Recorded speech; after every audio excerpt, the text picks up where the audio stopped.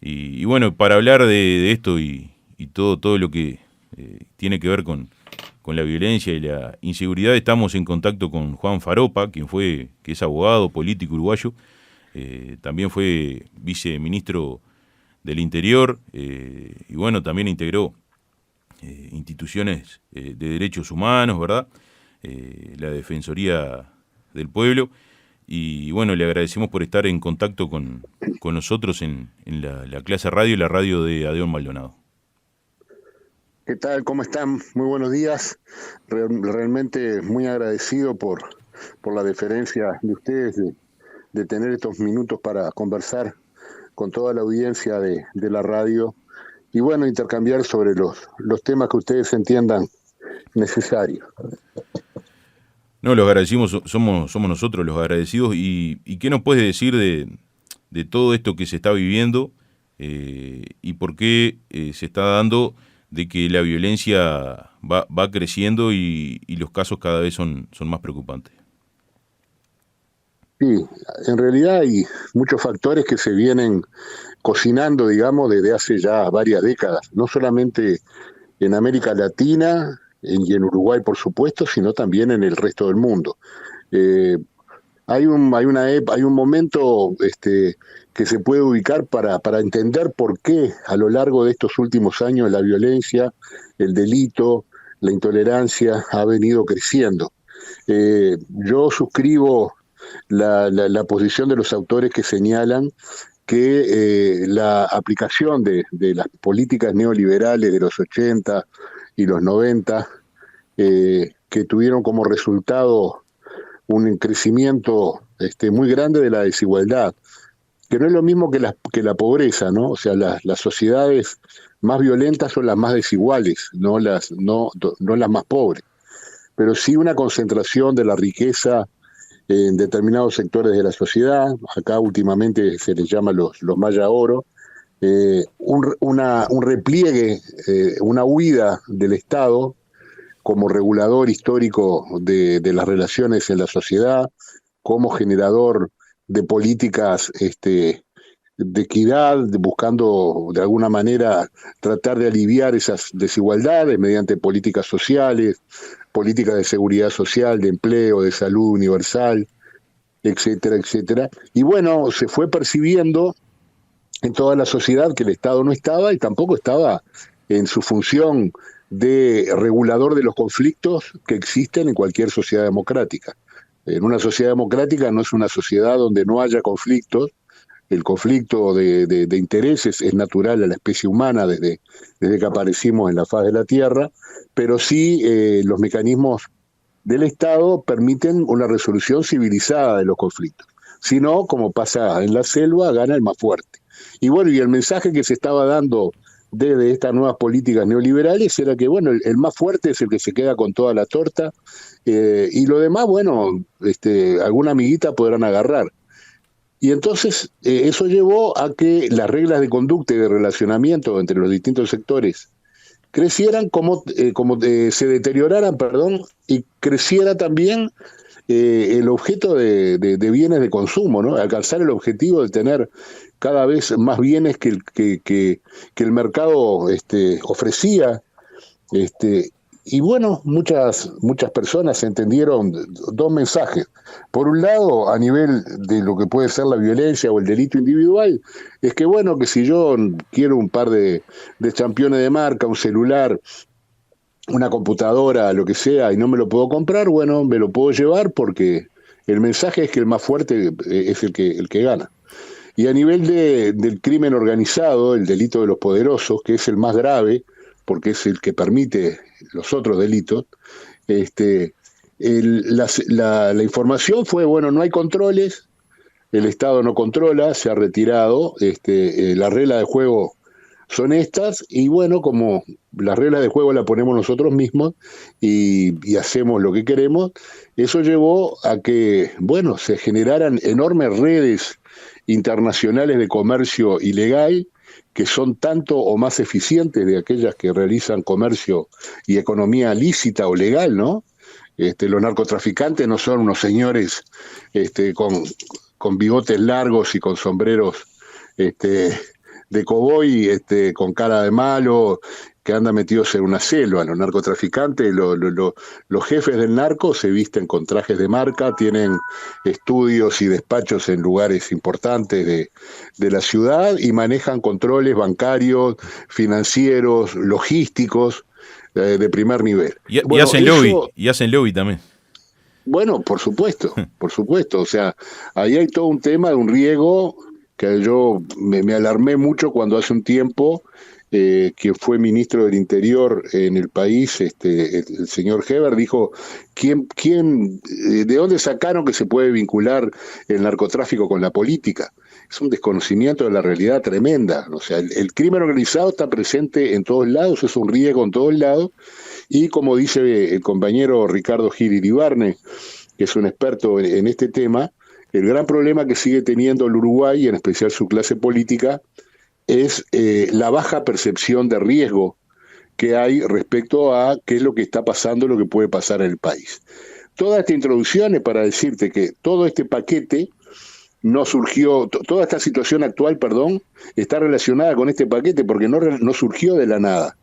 Los fenómenos sociales no surgen, no se desarrollan de un día para la otra, y los trabajadores y las organizaciones de trabajadores lo saben muy bien porque es la experiencia histórica, de qué manera los trabajadores han ido conquistando derechos, cómo hubo que avanzar paso a paso en un terreno minado muchas veces, con enormes dificultades. Bueno, los procesos sociales llevan años en consolidarse. Y esto que estamos viviendo ahora, de este aumento del delito que afecta sobre todo a los sectores más débiles de la sociedad, porque los sectores con mejores capacidades económicas o se pagan su seguridad privada o tienen buenos sistemas de seguridad, de alarmas, rejas, etcétera. El problema es el trabajador que va a tomar el ómnibus para ir a su empleo, que anda en su motito, su bicicleta todos los días de madrugada. El problema es la señora que atiende un almacén, un bolichito en un barrio de las ciudades o en alguna localidad del país. Esa es la situación de quienes sufren la mayor victimización. Pero esto no surgió de la nada. El problema que tenemos además es que hay sectores políticos que desde hace muchos años engañan y mienten descaradamente a la población, en este caso, en la situación actual, culpando a los 15 gobiernos de la administración del Frente Amplio, por ejemplo, cuando, si nosotros leemos la prensa de la década de los 90, de principios de los 90, cuando era ministro del Interior el doctor Juan Andrés Ramírez, ya en esa época se venía hablando de la enorme crisis de inseguridad que vivía el país, del crecimiento increíble de la delincuencia. En 1996, el gobierno de Sanguinetti, el Parlamento de la época, por mayoría, votó la mal llamada Ley de Seguridad Ciudadana, que en realidad lo único que hacía era crear nuevos delitos, aumentar las penas, disminuir las garantías, y así seguimos, después vino la mano dura, después vino, hay orden de no aflojar, etcétera, y bueno, se pretende que con medidas de efecto que generan en principio una ilusión falsa en la gente, porque la gente tiene que creer en algo, se va a resolver un problema que necesariamente va a llevar tiempo para hacerlo. Y la mejor manera de empezar a resolverlo es empezar a trabajar ya. Pero, empezar Juan, a trabajar ahora. De la mano con lo que tú decías, de que sin duda que los procesos son de acumulación en todos los niveles, yo creo que uno de los errores más grandes que hay es pensar que ganaste el gobierno y vienes a refundar las cosas, vienes a refundar el país, vienes a refundar las instituciones. Sin duda es un error, porque en seguridad, en el Ministerio del Interior, hubieron procesos que son de acumulación y que eran buenos, y no puede ser que venga, borres de un plumazo, saques a la gente que estaba y piense que trayendo quizás a la vieja escuela esa de la represión que tú decías, fueras a solucionar las cosas, porque digo, la vista está que no solucionaron nada también. Bueno, sí, ojo, a veces pasa dentro de un mismo gobierno, de un mismo partido. Cambia un jerarca y cambia todo. El problema de la acumulación en esa materia que vos decís es un problema que tiene el país en otras áreas también, ¿no? No solamente en temas de seguridad, lo tenés en temas de salud, en temas de educación. O sea, tenemos esa especie de de síndrome del chiquito, del petizo, que nos creemos que cada uno que viene las tiene todas, las sabe todas y ni siquiera se pone a estudiar lo que pasó atrás. Ese es otro tema complicado, pero eso ya es un tema cultural, ya es un tema de nuestra conformación cultural que tenemos que cambiar. Porque en aquellos países o ciudades, tal vez sin ir a países en general, donde se lograron algunos avances importantes en materia de disminución de la violencia y del delito, fueron situaciones donde se logró, en primer lugar, aceptar que nadie tenía la bola de cristal, que nadie tenía la solución mágica.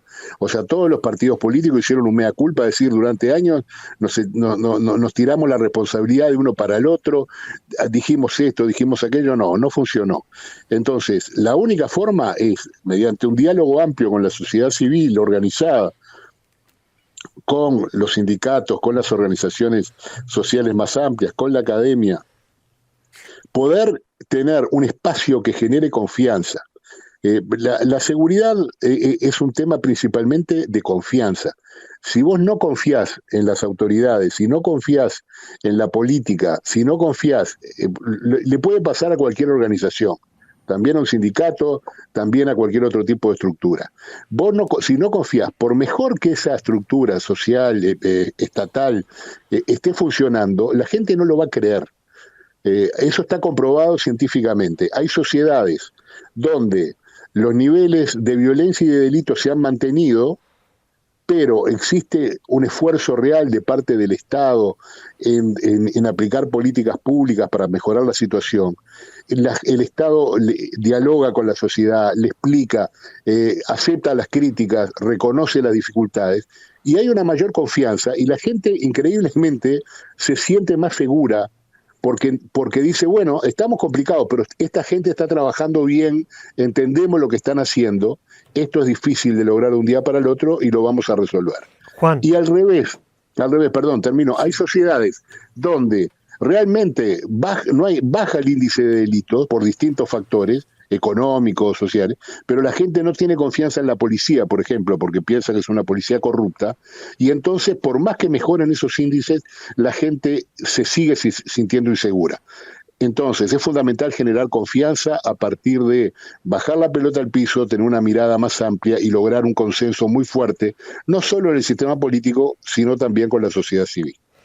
Juan, justamente sobre este tema de la confianza, porque si algo ha caracterizado, digamos, a este gobierno son los constantes escándalos y cuestiones públicas que no se terminan de aclarar, y muchos de esos escándalos han golpeado a la policía y han caído incluso autoridades policiales.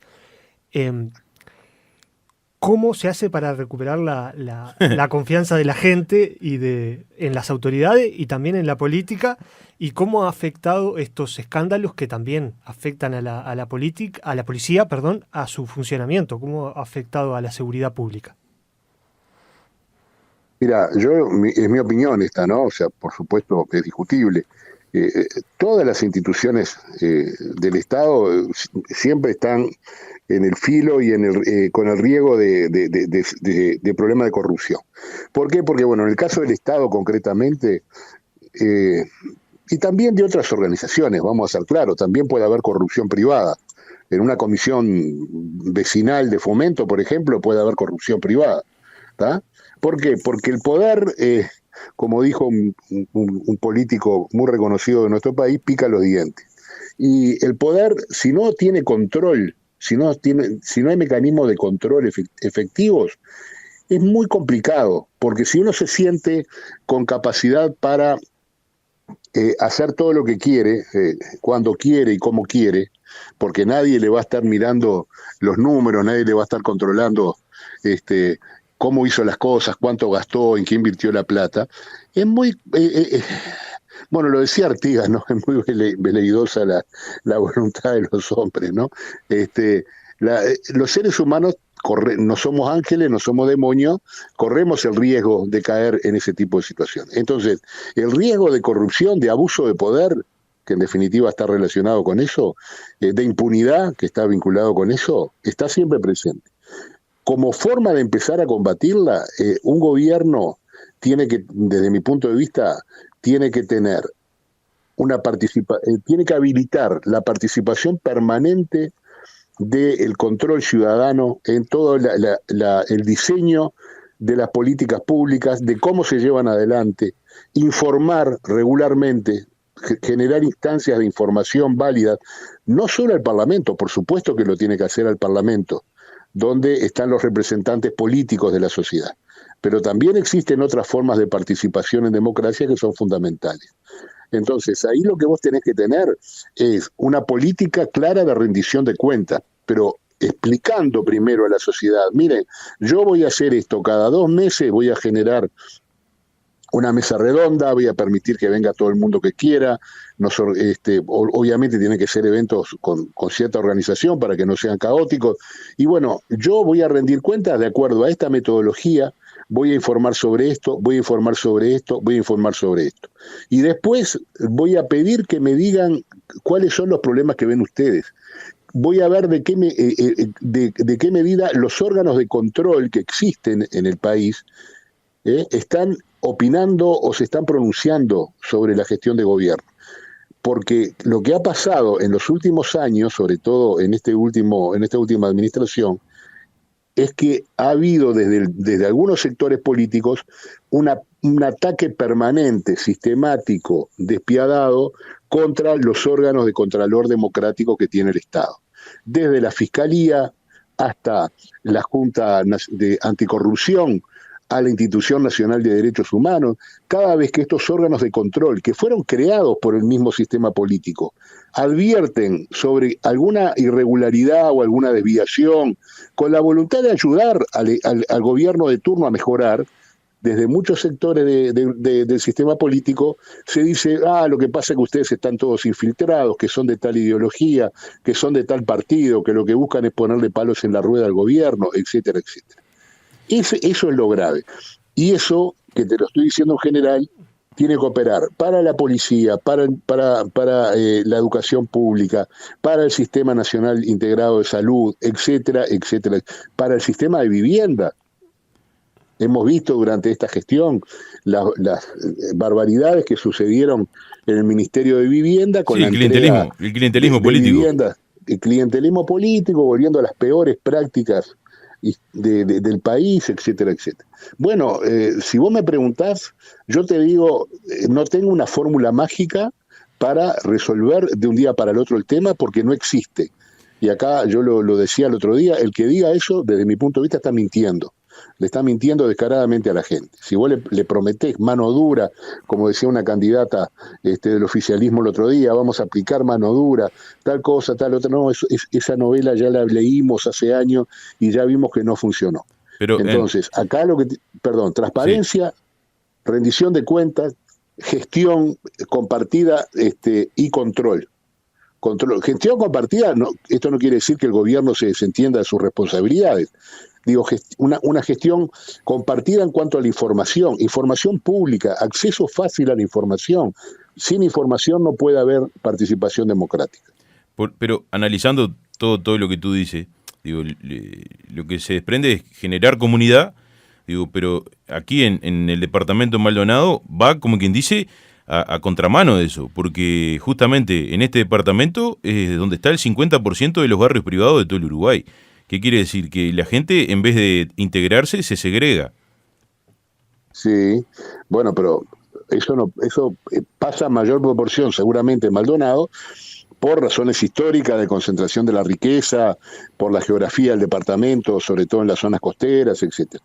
Pero también hay otros lugares del país donde existen los barrios privados. Andá a ver lo que pasa en Colonia, lo que pasa en otros departamentos, la frontera entre Canelones y Montevideo, es clarísimo también eso que se da. Y yo no sé, lo que se me ocurre contestarte es que las condiciones objetivas son las que son. En algunos contextos resultará más fácil lograr esto, en otros requerirá más esfuerzo, más lucha, más compromiso, más militancia, pero las condiciones son las que son. Que existe una tendencia a la segregación, es obvio. Acá se ve muy poco, pero Hay capitales en América Latina, yo qué sé, o ciudades enormes, como puede ser Río de Janeiro, Ciudad de México, Bogotá, donde la gente de mayores ingresos se traslada de su barrio privado a su emprendimiento privado cerrado en helicóptero. Ni siquiera ve que lo que pasa en la ciudad, ni siquiera ven las condiciones en las que vive el resto de sus conciudadanos. Y bueno, son tendencias que se van dando y que se van dando en un mundo que es cada vez más individualista, que es un mundo que cada vez quiere los objetivos egoístas en el corto plazo, pero bueno, con esa nos tocó lidiar. Uno no elige muchas veces las condiciones en las que tiene que dar la pelea. Lo que tiene que hacer es con otros, pensando en forma abierta, de una manera lo menos ortodoxa posible, ir buscando soluciones y construyendo espacios de participación que permitan ir generando experiencias alternativas a esa concentración de poder. Juan, una cuestión.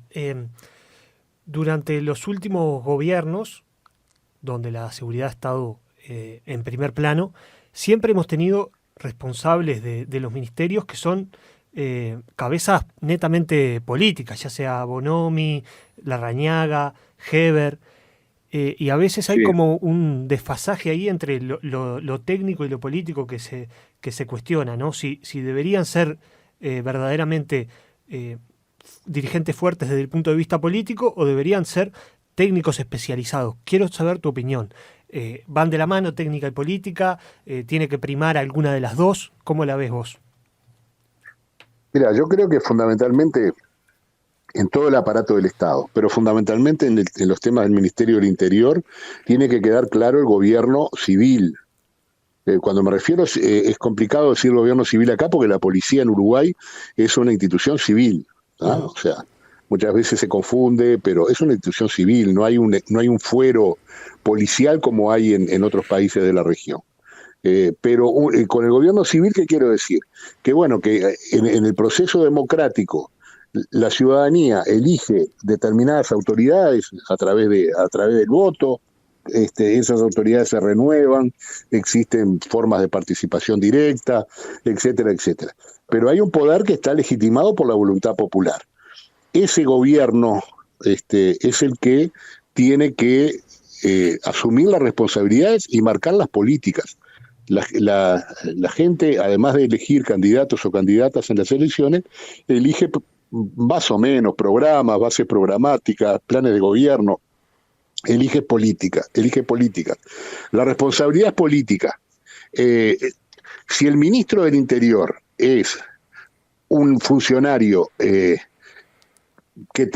no tenga ninguna profesión, o que tenga como profesión la profesión policial, o que tenga como profesión la profesión de abogado o de médico, y pero que sí tenga conciencia sobre lo que quiere y lo que se requiere y a lo que se ha comprometido ese gobierno como política de seguridad ciudadana, pero que además asume que es un cargo político el que está llevando adelante, que no está representando a ninguna corporación, yo qué sé, yo creo que ahí no habría ningún problema. Es lo mismo que pasa con el Ministerio de Salud. El ministro o la ministra de Salud puede ser un médico, no hay ningún problema. Pero es el jefe político del ministerio. No está velando por los intereses de la corporación médica. Si hay un policía, obviamente tiene que ser un policía retirado, que ocupa el cargo de ministro del Interior, es un político, ¿está? Es el que está que depende del presidente o de la presidenta de la República, que fue designado por el voto popular. El riesgo que hay de manejar lo profesional en contra de lo político es que muchas veces se devalúa la política como forma de resolver conflictos, o sea, la política en el buen sentido de la palabra, la política con mayúscula, ¿no? Ahora, el problema es cuando vos tenés la otra cara del asunto, ¿no? Que vos designás como responsable político de un ministerio, y volvamos con el ejemplo del Ministerio del Interior, a un político por el solo hecho de ser un político, y es una persona que no tiene la más mínima idea, no que sea un especialista profesional, o sea, no tiene que ser un profesional de la policía, no tiene que ponerse un uniforme y salir atrás de la policía a participar en un operativo, pero sí tiene que ser un político que responda políticamente y que tenga una idea general de cómo llevar adelante las políticas, que sepa qué es lo que le tiene que pedir a los profesionales subordinados, ¿no? Yo me acuerdo que hace mucho tiempo, hablando con el inspector Guarteche, él me decía, hace tiempo, desde siempre, o mejor dicho, desde siempre, lo que se estilaba era que el político decía, yo decido lo que hay que hacer y ustedes deciden cómo. ¿Tá? El ministro decía, hagan, yo qué sé, disuelvan esa manifestación, por ejemplo, ¿no? Que hay una manifestación, un bloqueo de rutas, el ministro es el que dice lo que hay que hacer, da la orden, disuelva la manifestación, ustedes resuelven cómo.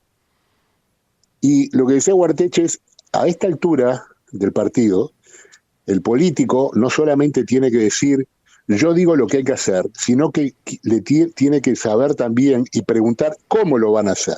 Claro. ¿Ah? ¿Cómo lo van a hacer? Ah, no, si piensan empezar a tirar bala de goma y a salir con la republicana, a pegarle palos a todo el mundo, no, momento, porque la línea política acá es abran la vía de circulación, etcétera, utilicen tales y tales mecanismos, y cuando no haya más recursos, cuando realmente ya no haya ninguna posibilidad, bueno, el mando me comunicará que se va a actuar de tal manera, pero la persona tiene que saber qué hacer, tiene que tener una idea de cómo se despliega la policía, si hay mayor despliegue territorial o no, si se utiliza más tecnología o no, qué cosas sirven y qué cosas no sirven para una política de seguridad ciudadana, con qué otros organismos del Estado tiene que articular, sobre todo para las funciones preventivas, a nivel nacional, a nivel departamental y a nivel municipal. Entonces, obviamente puede ser una persona de cualquier profesión, pero si no tiene conocimiento sobre estos temas, puede ser catastrófico realmente, ¿no? Porque ahí pasan dos cosas, o no se hace nada, o se le carga toda la responsabilidad a la policía, y la policía no se merece realmente como institución que se le carguen responsabilidades que son políticas, que no son profesionales. Y Juan, para ya cerrar y agradecerte, preguntarte sobre esto. En Uruguay, ¿se rehabilita a los presos o quien ingresa al sistema carcelario sale peor? El tema de la rehabilitación, la reinserción, etcétera, siempre fueron términos que usamos los seres humanos porque nos genera también molestia asumir que encerramos a la gente para castigarla porque han cometido un delito. ¿Ah? O sea, la privación de libertad es castigo, lamentablemente.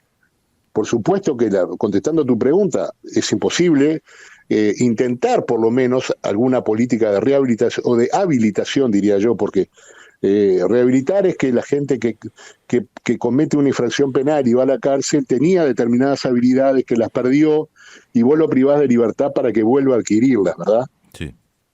Y todos sabemos que eso no es así. Basta ver el porcentaje de analfabetismo que hay en las cárceles del Uruguay. Solamente estamos hablando de eso, de saber leer y escribir, ya ni hablar de una profesión ni nada por el estilo. Y después, la rehabilitación no la generan las cárceles solamente. Vos tenés que establecer en primer lugar, con la cantidad de presos y en las condiciones que están, es imposible cualquier tipo de medida que no sea tratar de que los presos no se escapen. Hay algunas excepciones que son interesantes, que las ha señalado el comisionado parlamentario, pero en general, no nos engañemos, todos sabemos lo que es el sistema carcelario uruguayo. El tema es ¿Qué pasa cuando esa persona vuelve a salir? O sea, ¿cómo trabajás para evitar la reincidencia? Vos agarrás a un muchacho de 18, 19 años, primario tal vez, que cometió un homicidio vinculado con el tema droga, y ¿qué haces adentro de la cárcel? Le das un cursito de tornero, de carpintero, cumple con la pena, vuelve a la sociedad. Bueno, ¿cuál es la política para darle trabajo, para incorporarlo? ¿Cuál es la política para pagarle un salario que sea más atractivo? Porque en definitiva vivimos en una sociedad capitalista y vivimos en una sociedad donde la gente trabaja por un salario. Entonces, esa persona no va a no va a volver a una familia que tal vez no tenía antes ni tiene ahora, no va a tener redes de contención. Entonces, si no tiene una oferta de vida más atractiva, lamentablemente va a volver a hacer lo que sabe. Y además, lamentablemente, muchos ya están, como dicen ellos, jugados, y bueno, si mi vida no vale nada, si le hemos hecho entender desde que nacieron que su vida no vale nada, al final se la creyeron. Entonces, esto implica también, junto con esa gran política que necesariamente tiene que ser una política pública a mediano y largo plazo, redefinir todo el sistema penitenciario y al menos empezar a ver cuántos presos están hoy presos y no deberían estarlo. O sea, deben sí pagar su pena. Deben pagar su pena porque lo que no se puede tolerar es la impunidad.